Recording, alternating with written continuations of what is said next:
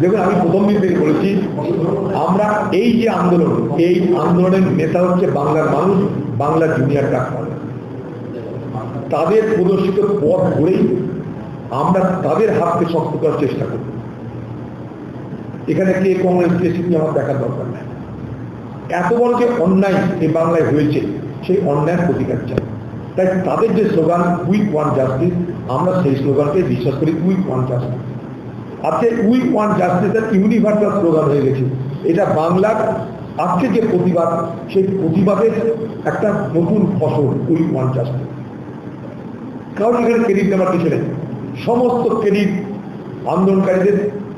সমস্ত আজকে এতটা যে এগিয়েছে, আজকে সিবিআই এতটা এখন পর্যন্ত এগিয়েছে, সেটার পিছনে তাদের আন্দোলন। আমি মনে করি তাদের আন্দোলনের তীব্র